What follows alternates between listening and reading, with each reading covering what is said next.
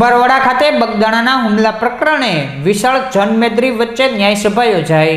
બગદાણા ખાતે નવનીતભાઈ બાલદિયા ઉપર થયેલા હુમલાના ઘેરા પડઘા પડ્યા હતા અને કોળી સમાજ એકત્ર થયો હતો। બાદ કોળી આગેવાનો દ્વારા હુમલા પ્રકરણે પોલીસની નિષ્ક્રિયતા પર સવાલો ઉઠવામાં આવ્યા હતા અને મુખ્યમંત્રીને રજૂઆત કર્યા બાદ એસઆઈટીની ટીમની રચના કરવામાં આવી હતી, જેમાં એસઆઈટીની ટીમ દ્વારા કુલ 8 આરોપીઓની ધરપકડ કર્યા બાદ હુમલા પ્રકરણમાં જયરાજ આહિર સહિત કુલ 14 આરોપીઓની ધરપકડ કરાઈ હતી। આ હુમલાના પ્રકરણે નવનીતભાઈ બાલદિયાને ન્યાય મળે તેવા હેતુસર કોળી સમાજ દ્વારા કુંભારવાડા ખાતે ઋષિ ભારતી બાપુ સહિત કોળી સમાજના આગેવાનોની ન્યાયસભા મળી હતી।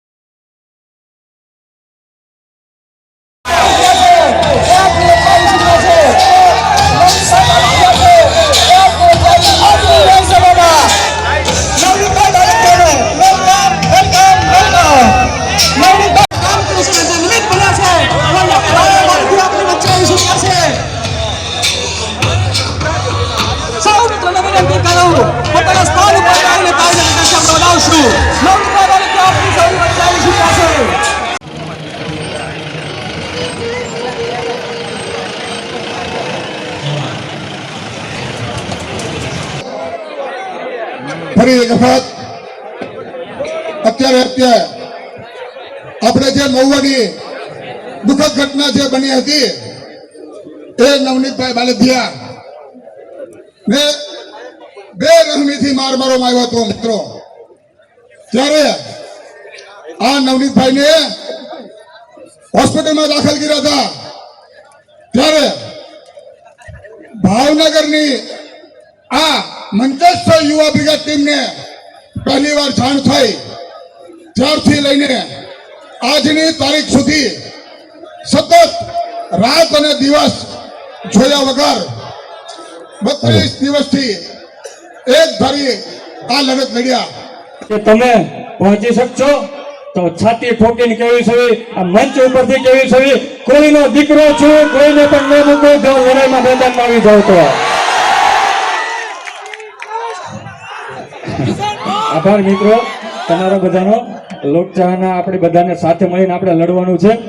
વધુમાં એક શેર કહેવા માંગુ છું, મન કે જીતે જીત હૈ, મન કે હારે હાર, हार गया जो बिन लड़े उन पर है धिक्कार, उन पर है धिक्कार जो देखे ना सपना, सपनों का अधिकार है असल अधिकार अपना। तू माटी का लाल है कोई मिट्टी या कंकड़ नहीं, तू माटी का लाल है या मिट्टी या कंकड़ नहीं, तू समा बदल के रख देगा, इतिहास लिखेगा भूल नहीं, इतिहास लिखेगा भूल नहीं।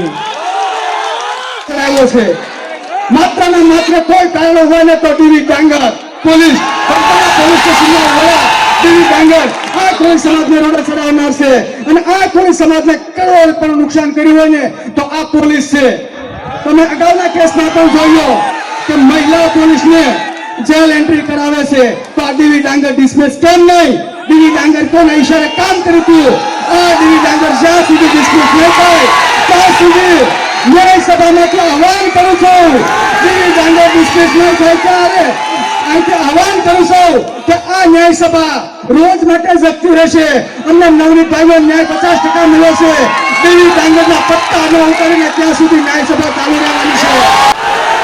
હું માન્ય ગૃહમંત્રીને અહીંથી મંચ ઉપર કહેવા માંગુ છું કે આ જયરાજ આહિર યુવા ભાજપનો તાલુકાનો પ્રમુખ છે અને તમે એમ જેલ એન્ટ્રી આપી છે તો એનો વરઘોડો કેવી?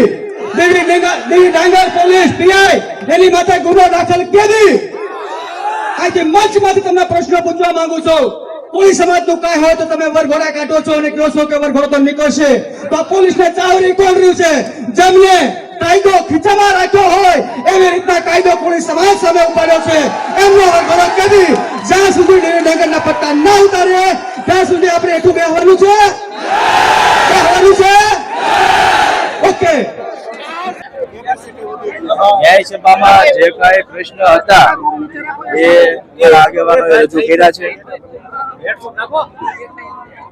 ને એ મુજબ માંગણી કરીએ છીએ આગેવાનોએ જે કાંઈ માંગણી કરી છે એ માંગણી સરકાર સુધી સ્વીકારે આગળ જે ન્યાય માટેની માંગ છે કેવી માંગ છે હજી તમારી બાકી છે હજુ જે અમારા આગેવાનોએ કીધું જ છે કે જે કોઈ તપાસમાં જે કોઈ અધિકારી એ બેદરકારી દાખવી છે તો કાયદાકીય રીતે એની ઉપર કાર્યવાહી થાય એવી અમારા આગેવાનોની અમારા સમાજની માંગણી છે. અત્યારે જે સમાજ એકઠો થયો હતો સમાજ દ્વારા તમારી જે માંગ કરવામાં આવી છે આગળ માંગ પૂરી નહીં થાય શું કહેશો? આગળ માંગ પૂરી નહીં થાય તો સમાજને સાથે લઈને જે કાંઈ કરવું પડે એ સમાજ સાથે લઈને અમે કરશું.